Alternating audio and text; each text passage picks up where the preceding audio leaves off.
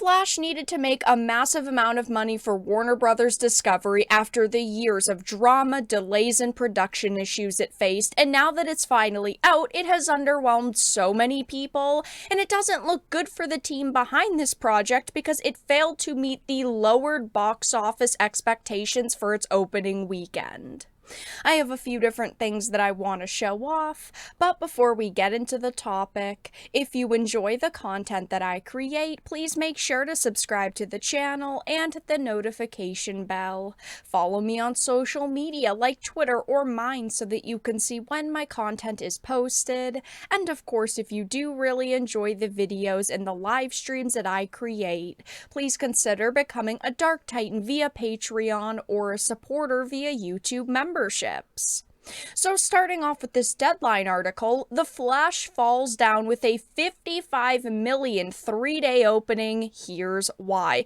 Now, I honestly never expected this movie to do as great as they were hoping. They needed to make over $500 million on this. They put, as far as we know, 200 million into just the movie itself, never mind the alleged 50 million that we've heard they put into kind of the marketing and the PR machines behind this film, because they did have a lot to do because of Ezra Miller. So they needed to make at least 500 million. Honestly, they were probably hoping for like 750, which is just an insane amount of money, but they hyped this movie up so much. They had the directors and the producers saying it's one of the best superhero movies ever created, and clearly that marketing strategy did not work for them. It says there are a lot of lessons to be learned this weekend, but chief among them is what it's like for a major motion picture studio to open a movie with largely a number of its cast, primarily its main star, not available to do press. It says, of course, that now we have our answer to how this movie has opened. That was the big looming question, which was on everyone's minds in the wake of Ezra Miller's tabloid Latin 2020 to 2022. It says DC's 200 million Flash, and now we have our answer as the pick is opening to 55 million over 3 days and 64 million for the 4-day Juneteenth holiday weekend at over 4,000 theaters, far below Warner's 70 to 75 million 3-day expectations. Now, they tried to put it on Juneteenth weekend to say, oh, look, we have one extra day. This is our 4-day weekend, so that, of course, it looks better number-wise, because it looks like it opened to more than it actually did, but it is still not meeting these expectations, and it's not like it's only $1 million or $500,000 off either. We are talking a pretty big gap here, almost $9 million. Now, these are just domestic numbers, but even internationally, the movie has completely flopped. The Flash stumbles at international box office with 75 million, and Pixar's Elemental crashed with 15 million overseas. So, Disney is seemingly failing as well, but The Flash has stumbled. It says after struggling at the domestic box office, this weekend's two major releases, the Warner Brothers superhero adaptation The Flash and Disney Pixar's Elemental, failed to catch fire with international audiences. And it says The Flash pulled in 75 million in its international box office debut, which doesn't sound all that bad, except when considering the movie is available in 78 overseas markets, meaning it failed to hit 1 million in the vast majority of the territories in play. And China led that way with a lackluster 13 million, followed by Mexico with 9.4, the United Kingdom with 5.3, Korea with 3.7, and Brazil with 3.5. So that means in total, the movie took in 139 million globally, which is extremely low. And let's just compare it to some of the other numbers for superhero films lately. This is a thread that is kind of blown up. It says something weird is happening with box office tracking. Others have pointed it out, but all live-action superhero movies are underperforming tracking. I think it is because of these companies. I think they know how popular superhero movies have been in the past.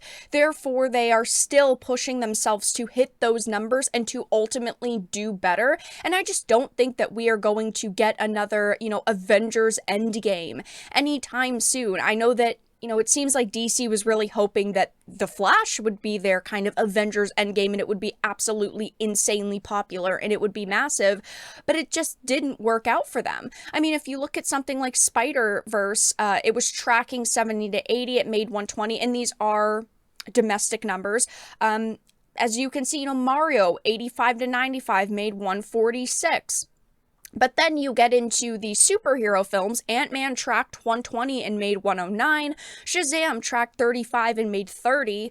Guardians 3 tracked 130, made 118. And then The Flash was originally tracking 115 to 140 and made only 55 million. Yeah, those were the insane estimates they had originally for domestic. They thought it was going to make 140 million in its opening weekend, and it made a measly 55. And I do also think that this movie suffered not just because of Ezra. I think Ezra is, of course, a major part, but I also think that its competition made it suffer. How many people want to go and see multiple, multiverse movies back to back? Not many. It's funny that The Flash had been delayed 7 times to release just weeks after another multiverse film, Spider-Verse. People really liked Across the Spider-Verse. People really enjoyed it. It's got fantastic ratings online, and it blew past expectations. And,